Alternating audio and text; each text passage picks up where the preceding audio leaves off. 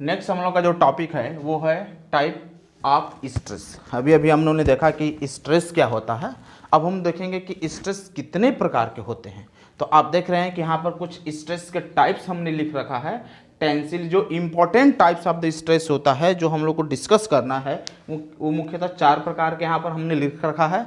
जो पहला होता है टेंसिल स्ट्रेस, दूसरा होता है कंप्रेशनल स्ट्रेस, तीसरा होता है हाइड्रोस्टैटिक स्ट्रेस और चौथा जो होता है टेंजेंशियल स्ट्रेस होता है। धीरे धीरे करके हम एक एक को समझेंगे कि एक एक क्या होता है, ठीक है। स्ट्रेस के बारे में मैंने आपको बताया था कि स्ट्रेस एक प्रकार का रीस्टोरिंग फोर्स होता है जो यूनिट क्रॉस किसी भी वायर के यूनिट क्रॉस सेक्शन एरिया पर लगने वाले जो रीस्टोरिंग इंटरनल रीस्टोरिंग फोर्स होता है उसको हम बोलते हैं स्ट्रेस। जैसे मैंने आपको बताया था स्ट्रेस में कि अगर ये कोई वायर है, इस वायर पर अगर हम फोर्स लगाते हैं, डिफार्मिंग फोर्स लगाते हैं और इसके लेंथ में अगर इंक्रीजमेंट होता है तो इसके हर एक छोटे छोटे क्रॉस सेक्शन एरिया पर एक इंटरनल रिस्टोरिंग फोर्स काम करता है।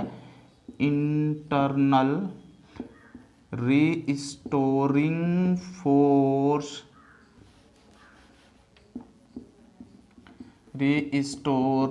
फोर्स काम करता है, वर्क करता है, सेटअप हो जाता है इसके ईच क्रॉस सेक्शन पर, जो है पर यूनिट क्रॉस सेक्शन भी कहते हैं हम इसको।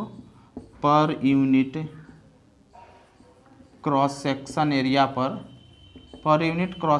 एरिया पर जो लगता है उसको हम बोलते हैं स्ट्रेस।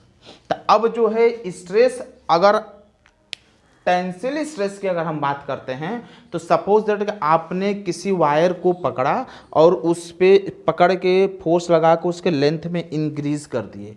तो जब किसी वायर पर स्ट्रेस इस प्रकार लगता है कि उसके लेंथ में इंक्रीजमेंट होता है, यानी लेंथ के भाई इंक्रीज होगा तभी भी तो इसके लंबाई में वृद्धि होगा, तभी तो इसके हर एक क्रॉस सेक्शन एरिया को फोर्स लगेगा। तो लेंथ में इंक्रीजमेंट होते समय उसके इस क्रॉस सेक्शन पर जो इंटरनल फोर्स लगता है उसको हम बोलते हैं टेंसिल स्ट्रेस।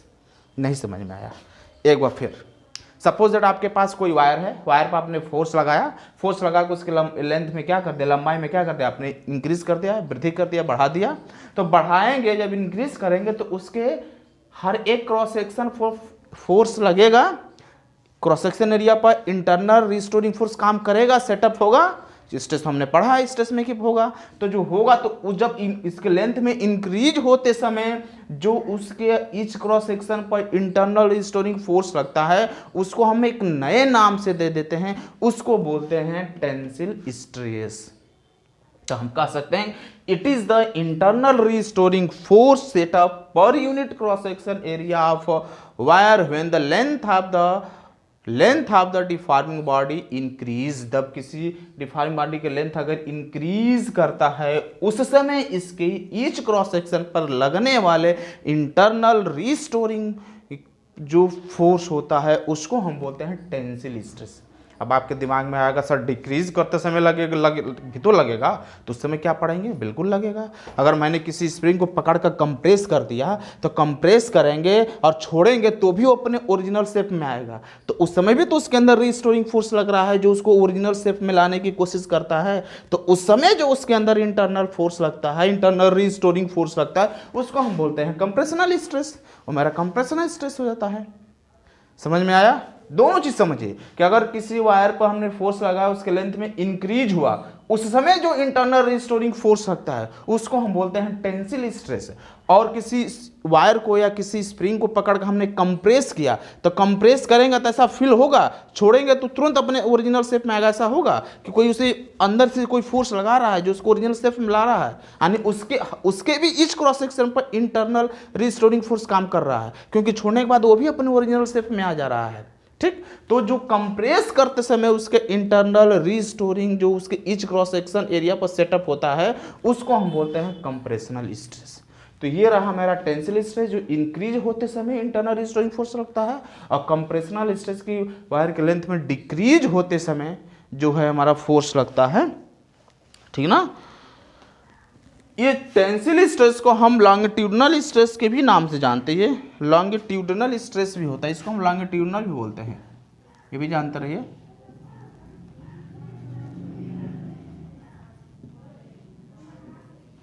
ये लॉन्गिट्यूडनल स्ट्रेस भी होता है। लॉन्गिट्यूडनल स्ट्रेस के नाम से भी इसे हम जानते हैं।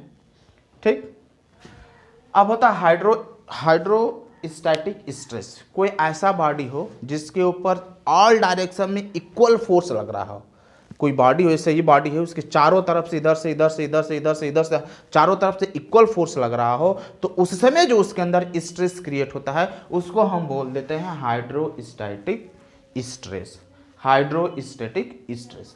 अब टेंजेंशियल स्ट्रेस की बात करते हैं। जैसे सपोज दैट कि कोई बॉडी हो और किसी बॉडी पर हमने टेंजेंशियल, ये है किसी बॉडी पर हमने टेंजेंशियली फोर्स लगा दे, ऐसे एकदम उसके सरफेस को टच करता हुआ ऐसे जाएगा, तो जाएगा तो क्या होता है, इसके ऊपर वाले जो सरफेस होता है उसको क्या करता है, ये क्या करता है उसको, जैसे ये ले लेते हैं, ये है ये, ठीक, ये ले लिया, इसको हम फोर्स लगाएंगे तो इसके नीचे वाला सरफेस तो वही रहेगा, ऊपर वाला सरफेस देखिए इसके शेप में थोड़ा चेंजिंग आ रहा है, ये वाला सरफेस नीचे वाला सरफेस तो वही है, लेकिन हमने इसको टेंजेंशियली फोर्स लगाया, इसके सरफेस पर टेंजेंशियली फोर्स लगाया, तो ऊपर वाला देखिए ये भी एक प्लेन सरफेस है, ये भी एक प्लेन सरफेस है, हमने इस पर टेंजेंशियली फोर्स लगाया तो ऊपर वाला क्या हुआ, सरफेस झुक गया, आगे की तरफ भाग गया। तो किसी बॉडी पर अगर हम टेंजेंशियली फोर्स लगाते हैं तो उसके शेप और साइज में क्या होता है, चेंजिंग हो जाता है। तो वो जो टेंजेंशियली जो फोर्स होता है जो उसके इस क्रॉस सेक्शन पर लगता है उसको हम बोलते हैं टेंजेंशियली स्ट्रेस। देखिए एकदम इसके सरफेस को टच करता हुआ जाएगा, इसके ऊपर नहीं लगेगा फोर्स, इसके सरफेस को एकदम टच करता हुआ ऐसे जाएगा। ये है नीचे वाला सरफेस, उसका नीचे वाला उसी तरह, ऊपर वाला देखो एकदम इस तरह टच करता जाएगा, जिसके चलते ऊपर वाला सरफेस भाग जाएगा और नीचे वाला सरफेस क्या रहेगा मेरा, उसी तरह सेम हो जाता है।